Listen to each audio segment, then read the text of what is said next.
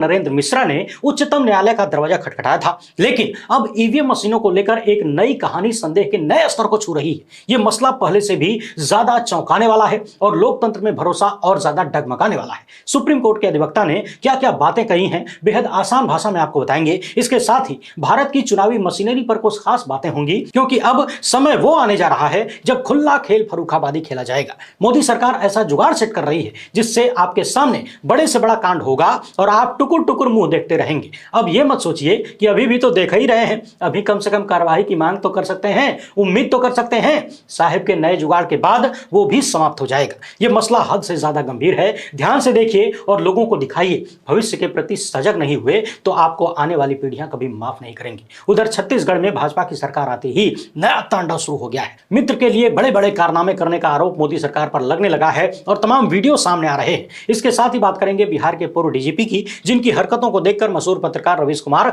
खड़बड़ा गए और तगड़ा वाला तंज कर दिया है। अंत में बात करेंगे गोदी मीडिया के कुछ खास लपटझंडिसों की, जिनकी सरेआम भयंकर वाली बेइज्जती हो गई। आम भाषा में जिसे मुंह के बल गिरना कहते हैं, ऐसे में हमें आपके साथ की जरूरत है। और हाँ, लाइक सब्सक्राइब वाला काम शुरुआत में कर लिया करिए, इसमें कुछ आपका खर्च नहीं होता, हमारे लिए बहुत जरूरी होता है। आज 25 दिसंबर का दिन है, इसे क्रिसमस डे के रूप में मनाया जाता है। ईसा मसीह के जन्मदिन के रूप में ईसाइयों का यह सबसे बड़ा त्योहार माना जाता है। और चूंकि भारत में यह पहचान रही है कि यहाँ रहने वाला हर इंसान एक दूसरे के त्योहारों को प्रेम और सद्भाव के साथ मनाता है, एक दूसरे के साथ खुशियां बांटता है, और खुशियां होती ही हैं बांटने के लिए। इसलिए सबसे पहले तो दुनिया भर के हमारे दर्शकों को इस दिन की ढेर सारी बधाइयां और शुभकामनाएं। इस अवसर पर भारत के चीफ जस्टिस डीवाई चंद्रचूड़ ने एक कार्यक्रम में क्रिसमस कैरोल गाया। यह एक भजन होता है जो ईसा मसीह के जन्मदिन पर अक्सर गाया जाता है। इसके साथ ही उन्होंने जम्मू कश्मीर में शहीद हुए जवानों को भी याद किया। उन्होंने कहा कि क्रिसमस मनाने के साथ साथ हमें सीमा पर तैनात जवानों को भी याद रखना चाहिए। जब हम गाते हैं तो उनके लिए भी गाते हैं। चीफ जस्टिस चंद्रचूड़ की ये बातें बहुत अच्छी लगी।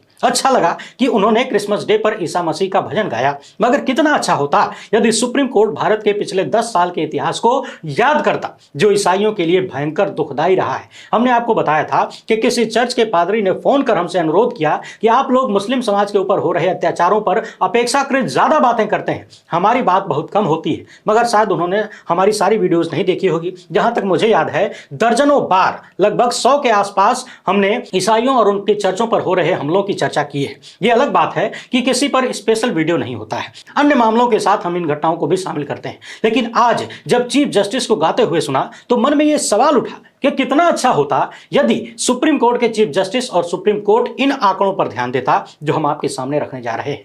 आप भी एकदम टकटकी लगाकर देखिए, यकीन नहीं होगा कि भारत कहां से कहां पहुंचा दिया गया है। इस रिपोर्ट के अनुसार साल 2012 से लेकर 2022 तक ईसाइयों और उनके पूजा स्थलों पर जो हमले की घटनाएं हैं वो लगभग 4 गुना हो गई, बढ़ गई। 2012 में ईसाइयों पर हमले की 131 घटनाएं होती हैं पूरे देश में, 2013 में 147, 2014 में 151, 2015 में 179, 2016 में 247, 2017 में 351, 2018 में 325, 2019 में 366, 2020 में 327, 2021 में 505 और 2022 में 599 और 2023 की शुरुआती 8 महीनों में ही 525 से अधिक घटनाएं हो गई। अब जरा एक बार ध्यान दीजिए, साल 2012 में ईसाइयों पर हमले की पूरे देश में घटनाएं 131 थीं। 2014 के बाद से अचानक इसमें जबरदस्त बढ़ोतरी होती है और हमले की घटनाएं लगभग 4 गुना होने लगती हैं। क्या यह सवाल नहीं उठना चाहिए कि 2014 के बाद देश में ऐसा क्या हो गया कि ईसाइयों पर हमले इस कदर बढ़ने लगे? ऐसी कौन सी बीमारी आ गई या लाई गई? उस बीमारी को लाने के लिए कौन कौन लोग जिम्मेदार हैं? क्या सुप्रीम कोर्ट जैसी संस्थाओं की यह जिम्मेदारी नहीं बनती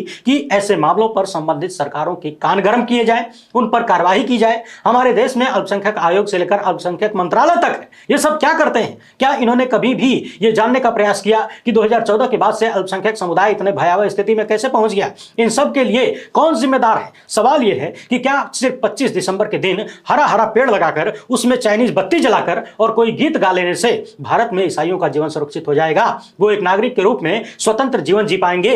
हाल ही में मणिपुर में जो घटनाएं हुई, वहां से रिपोर्ट आई कि मात्र 36 घंटे के भीतर लगभग 250 चर्चों को नष्ट कर दिया गया। कल्पना करके देखिए, मणिपुर जौनपुर जैसा छोटा सा राज्य 36 घंटे के भीतर वहां पर 250 चर्च समाप्त कर दिए जाते हैं। लेकिन देश की राजनीति और सरकार को शायद कोई फर्क नहीं पड़ता और गोदी मीडिया तो सन्नाटे मारकर बैठा रहता है, उसकी बात ही क्या करें। यहां एक बात और देखने वाली है, ईसाइयों पर धर्म परिवर्तन जैसे मुद्दों को लेकर फर्जी मुकदमे भी जमकर ठोके जाते हैं और जब इन लोगों की गिरफ्तारी हो जाती है तो जल्दी जमानत तक नहीं मिलती, सड़े रहते हैं जेल में पड़कर। पिछले दिनों हमने आपको आजमगढ़ का और कुछ अन्य जिलों का भी मामला बताया था, जिसमें पूरी तरह से फर्जी आरोप लगाकर एक तथाकथित हिंदू संगठन वाले व्यक्ति ने कई ईसाइयों को महीनों तक जेल में सड़वा दिया। यहां एक बात और समझने वाली है, धर्म परिवर्तन के मामले में जो नियम है, जो कानून है कि संबंधित व्यक्ति या उसके रिश्तेदार ही शिकायत कर सकता है, लेकिन ईसाइयों के खिलाफ जो मामले दर्ज होते हैं वहां पर ज्यादातर मामलों में तीसरा पक्ष होता है, तीसरा आदमी। और ये ज्यादातर तीसरे आदमी वही हैं जो हमेशा अपने धर्म को खतरे में बताने का रोना रोते हैं और एक खास पार्टी से जुड़े हुए पाए जाते हैं। मुझे लगता है आप लोग इशारा समझ गए होंगे। तो सवाल यह है कि क्या सिर्फ एक दिन केक काट लेने और सेंटा क्लॉज के साथ फोटो खिंचवा लेने से भारत में ईसाइयों को सुरक्षा मिल पाएगी और सुप्रीम कोर्ट इन चीजों का संज्ञान कब लेगा? आइए अब पहले पूरे देश की बात कर लेते हैं। इस देश में जितने भी धर्म हैं, जितनी भी जातियां हैं, जितने भी वर्ग या समुदाय हैं, कुल मिलाकर इस देश में जितने भी नागरिक हैं, उन सब की, उनके अधिकारों की और लोकतंत्र की बात कर लेते हैं। हमारे देश में चुनावी लोकतंत्र है, यानी जनता सत्ता को चुनती है। लेकिन पिछले कुछ सालों में सत्ता पर ऐसे तमाम आरोप लगे हैं जहां सीधे सीधे यह कह दिया जाता है कि जनता के चुनने न चुनने से कोई फर्क नहीं पड़ता, सत्ता ने हर जगह अपनी गोटी सेट कर रखी है। हाल ही में आपने देखा मध्य प्रदेश, छत्तीसगढ़, राजस्थान जैसे राज्यों का जब चुनाव परिणाम आया तो मध्य प्रदेश और छत्तीसगढ़ को लेकर लोग बुरी तरह से चौंक गए। किसी को यकीन नहीं हो रहा था कि मध्य प्रदेश में जहां बहुत सारे ओपिनियन पोल और सर्वे रिपोर्ट में कांग्रेस की सरकार बनती हुई दिखाई जा रही थी, अचानक ऐसा क्या हो गया कि बीजेपी इतना आगे निकल गई, कल्पना से भी परे। इसके अलावा छत्तीसगढ़ जहां पर सबने कांग्रेस की सरकार बनते दिखाया, सबने दिखाया, वहां भी बीजेपी इतनी मजबूत बहुमत से कैसे आ गई? इस तरह के तमाम सवाल लोगों के दिमाग में घूम रहे थे। तभी एक और मामला सामने आया कि निर्वाचन आयोग की वेबसाइट पर मध्य प्रदेश के चुनाव को लेकर ही 15,000 से अधिक शिकायतें दर्ज थी। लेकिन उन शिकायतों का निवारण किए बिना ही चुनाव आयोग ने जीत का सर्टिफिकेट बांट दिया। मध्य प्रदेश में सरकार भी बन गई, सभी राज्यों में बन गई। लेकिन यह सवाल अभी भी बना हुआ है कि यदि हजारों की संख्या में शिकायतें लंबित हैं तो फिर इन चुनाव परिणामों पर भरोसा कैसे किया जा सकता है? इस तरह की तमाम शिकायतों को लेकर सुप्रीम कोर्ट के वकील नरेंद्र कुमार मिश्रा एक पत्र याचिका लेकर सर्वोच्च न्यायालय पहुंचते हैं। हमने पिछली वीडियो में पूरी बात बताई थी कि उन्होंने क्या क्या मांग की थी। उनकी सीधी सीधी मांग यह थी कि जब तक चुनाव आयोग इन हजारों शिकायतों का निवारण नहीं कर लेता तब तक चुनाव परिणामों को रोक कर रखा जाए, यानी उस पर स्टे लगा दिया जाए। लेकिन हाल फिलहाल में कुछ ऐसी बातें सामने आई हैं जो और भी ज्यादा चौंकाने वाली है। हाल फिलहाल में एडवोकेट नरेंद्र मिश्रा ने एक इंटरव्यू में बताया कि यह मामला सुप्रीम कोर्ट के संज्ञान में है, 2 बार सुनवाई हो भी चुकी है, सुप्रीम कोर्ट की छुट्टियों के बाद फिर से इस पर सुनवाई होगी। लेकिन इस बीच कुछ ऐसे घटनाक्रम हुए हैं जो बहुत ही गहरे संदेह पैदा करते हैं। वो घटनाक्रम क्या है, जरा ध्यान से सुनिएगा। एडवोकेट मिश्रा का कहना है कि भारत का निर्वाचन आयोग अभी किसी भी तरह की कोई जिम्मेदारी ले ही नहीं रहा है, यानी कि जिस निर्वाचन आयोग की यह जिम्मेदारी होती है और यह संविधान में लिखा हुआ है कि यह आयोग फ्री एंड फेयर इलेक्शन कराएगा, यानी साफ सुथरा बेदाग चुनाव कराना इस आयोग की जिम्मेदारी है, वो आयोग तमाम शिकायतों पर सन्नाटा मारकर बैठ जाता है। सोच कर देखिए, दुनिया के सबसे बड़े लोकतंत्र में तमाम विपक्षी पार्टियां पिछले 6 महीने से चुनाव आयोग से मुलाकात के लिए समय मांग रही हैं, लेकिन चुनाव आयोग के अधिकारियों के पास समय नहीं है कि विपक्षी पार्टियों से मुलाकात कर सके। एडवोकेट मिश्रा का कहना है कि ये जो ईवीएम मशीन है, वीवीपैट है या फिर चिप वगैरह है, ये सब कुछ एविडेंस के रूप में होता है। लेकिन पिछले कुछ दिनों से ऐसी खबरें आ रही हैं कि कहीं मध्य प्रदेश से ढेर सारी मशीनें मेंटेनेंस के लिए बेंगलुरु भेजी जा रही हैं, कहीं वीवीपैट खराब होने की खबरें सामने आ रही है, उसको बनवाया जा रहा है। उत्तर प्रदेश के फर्रुखाबाद में 800 ईवीएम मशीनें एक साथ रखी हुई थीं, उस मकान में आग लग गई, जबकि ये मशीनें जहां पर रखी थीं वहां बिजली का कोई कनेक्शन नहीं था। फर्रुखाबाद में कलेक्ट्रेट स्थित निर्वाचन कार्यालय के गोदाम में भयंकर वाली आग लग जाती है। इस मामले पर पूर्व मुख्यमंत्री अखिलेश यादव ने लिखा कि फर्रुखाबाद में 800 ईवीएम जली, बिना शॉर्ट सर्किट के लगी आग से शक का धुआं उठ रहा है। अब खुद कल्पना करके देख लीजिए, जिस गोदाम में जाने का कोई रास्ता नहीं है, जहां आग बुझाने के लिए दीवार तोड़कर जाना पड़ता है, वहां बिजली का कनेक्शन भी नहीं है, यानी बिजली की फिटिंग तक नहीं है, यानी शॉर्ट सर्किट होने का कोई चांस ही नहीं है,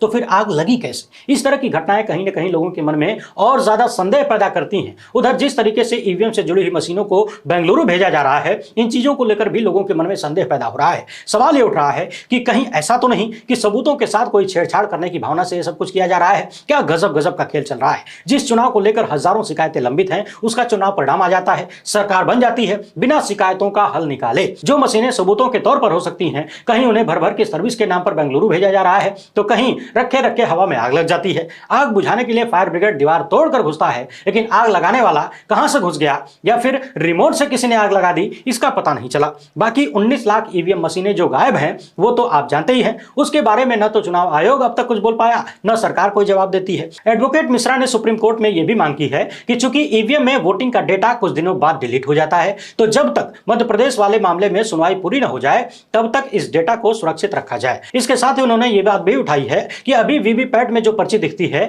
वो तो अंदर के अंदर रह जाती है, लेकिन एक और पर्ची की व्यवस्था करनी चाहिए जो फिजिकल फॉर्म में हो, जिसे एक दूसरे बक्से में रखा जाए और बाद में यदि कोई विवाद होता है तो उसका मिलान कराया जाने के लिए वो सुरक्षित रहे। अधिक समय लगने को लेकर एडवोकेट नरेंद्र मिश्रा का कहना है कि चुनाव कराने में या चुनाव परिणाम देने में अधिक समय लगने का कोई सवाल नहीं है, सवाल शुचिता, भरोसे और विश्वास का है।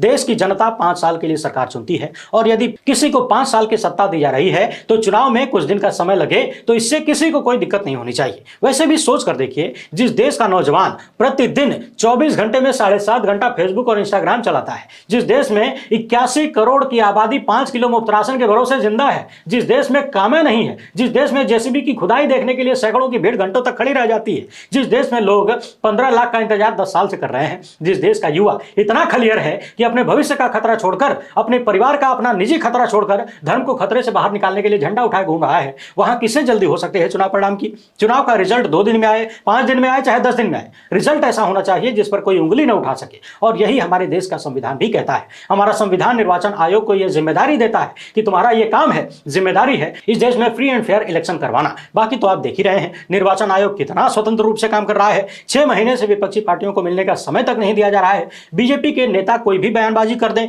किसी भी तरीके के नियमों का उल्लंघन कर दें, कहीं कोई कार्रवाई नजर नहीं आती। गोदी मीडिया की तरफ से 24 घंटे वोटिंग के वक्त तक जमकर प्रचार किया जाता है भारतीय जनता पार्टी का, कोई कार्रवाई नहीं होती। और विपक्ष के नेता यदि पनौती बोल दें तो तुरंत ही नोटिस निकल जाती है। लेकिन शायद इतने से भी मोदी सरकार का पेट नहीं भर रहा है, बहुत मोटा पेट है शायद। उसकी जबान से यही गाना निकल रहा है कि दिल मांगे मोर, दिल मांगे मोर। और शायद इसी के तहत मोदी सरकार चुनाव आयुक्तों को इतनी सुविधा देने के लिए बौखला गई है कि चाहे तुम कुछ भी करो, चाहे जितना बड़ा कांड करो, न तो तुम्हें अभी किसी की कार्रवाई की चिंता करनी है और न भविष्य में। मोदी सरकार ऐसी व्यवस्था बना रही है जिसके तहत मुख्य चुनाव आयुक्त से लेकर सभी चुनाव आयुक्तों तक पर किसी भी मामले को लेकर कोई भी अपराध दर्ज नहीं हो सकता। यानी इन अधिकारियों को अब इस बात का भी डर नहीं होगा कि यदि कोई पाप करेंगे, कोई गड़बड़झाला करेंगे, किसी का पक्ष लेंगे, देश के लोकतंत्र का बंटाधार करेंगे, संविधान की हत्या करेंगे, तो कभी इन पर कोई कार्रवाई होगी। जो नारा एलआईसी देता है कि जिंदगी के साथ भी, जिंदगी के बाद भी, कुछ वैसे ही गारंटी मोदी सरकार इन अधिकारियों को देना चाहती है कि तुम कुछ भी करो, तुम पर कोई आंच नहीं आने देंगे, न वर्तमान में न भविष्य में। और जब अधिकारियों को इतनी गारंटी मिल जाए तो फिर वो क्या क्या कर सकते हैं ये कहने की जरूरत नहीं है। आम भाषा में कहें तो आने वाले दिनों में यह भी हो सकता है कि यदि चुनाव अधिकारी खड़े होकर आपकी नजरों के सामने फर्जी वोटिंग करवा रहा हो, बड़े से बड़ा गड़बड़झाला करवा रहा हो, तो भी आप चुपचाप देखने के अलावा, टुकुर टुकुर ताकने के अलावा और कुछ करने की हैसियत में नहीं रहेंगे, सिवाय कपार पीटने के। बाकी कपार पीटने की इजाजत भी होगी कि नहीं ये तो वक्त ही बता सकता है। छत्तीसगढ़ में हाल फिलहाल में भाजपा की सरकार बनी है, लेकिन सरकार बनते ही कुछ ऐसी खबरें सामने आने लगी हैं जिनसे यह सवाल उठता है कि क्या पूर्व मुख्यमंत्री भूपेश बघेल जो कह रहे थे कि छत्तीसगढ़ की जंगल जमीन और अडानी के बीच मैं खड़ा हूं, वो बात परम सत्य थी क्या?